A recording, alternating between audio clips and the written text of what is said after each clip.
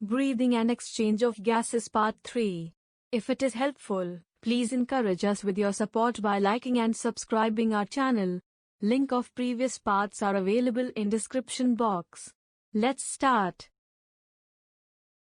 Alveoli are the primary site of exchange of gases. Exchange of gases also occurs between blood and tissues. Oxygen and carbon dioxide exchange in these sites by simple diffusion mainly based on pressure or concentration gradient. Solubility of gases as well as the thickness of membrane involved in diffusion are also some important factors that can affect the rate of diffusion. Pressure contributed by an individual gas in a mixture of gases is called partial pressure, and solubility of carbon dioxide is 20 to 25 times higher than the oxygen diffusion membrane mainly made up of 3-layer 1. A thin squamous epithelial layer of alveoli 2. Endothelium of capillaries and 3. Is basement substance between them. Still thickness is very less. So it is favorable for diffusion of oxygen from alveoli to blood. Blood is a medium of transport for oxygen and carbon dioxide. About 97% of oxygen is transported by RBCs in the blood. The remaining 3% of oxygen is carried in dissolved state through the plasma. Nearly 20 to 25% of carbon dioxide is transported by RBCs, whereas 70% of it is carried as bicarbonate. About 7% of carbon dioxide is carried in a dissolved state in plasma. Hemoglobin is a red-colored iron-containing pigment present in the RBCs. Oxygen can bind with hemoglobin in a reversible manner to form oxyhemoglobin. Each hemoglobin can carry maximum 4 molecules of oxygen. Binding of oxygen with hemoglobin is primarily related to partial pressure of oxygen, partial pressure of carbon dioxide. Hydrogen ion concentration and temperature are the other factors which can interfere with this binding. A sigmoid curve is obtained when percentage saturation of hemoglobin with oxygen is plotted against the partial pressure of oxygen. This curve is called the oxygen dissociation curves and is highly helpful in studying the effect of factors like partial pressure of carbon dioxide, hydrogen ion concentration, etc. on binding of oxygen with hemoglobin.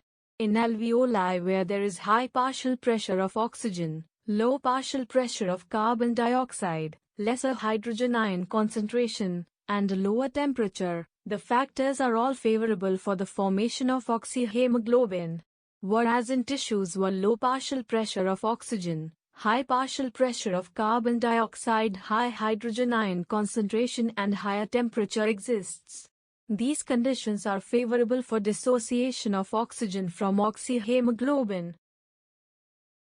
Carbon dioxide is carried by hemoglobin as carbaminohemoglobin. This binding is related to the partial pressure of carbon dioxide. Partial pressure of oxygen is a major factor which could affect this binding. When partial pressure of carbon dioxide is low as in tissues, more binding of carbon dioxide occurs. When the partial pressure of carbon dioxide is low, and partial pressure of oxygen is high as in the alveoli, dissociation occurs. Human beings have a significant ability to maintain and moderate the respiratory rhythm to suit the demand of the body tissues. This is done by the neural system. A specialized system is present in the medulla region of the brain called respiratory rhythm center is primarily responsible for this regulation.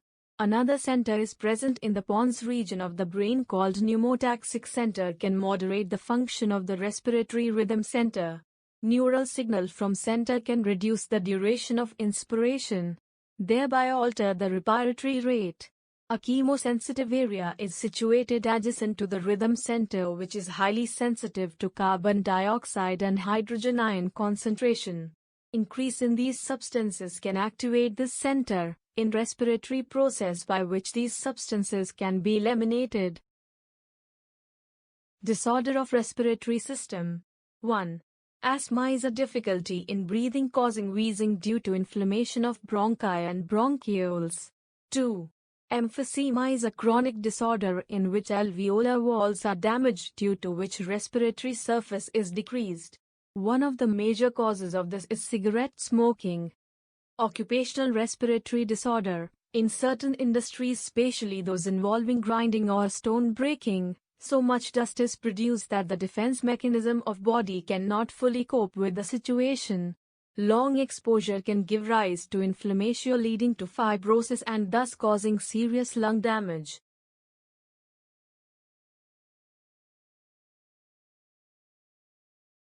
Thank you for watching. Hope you liked it.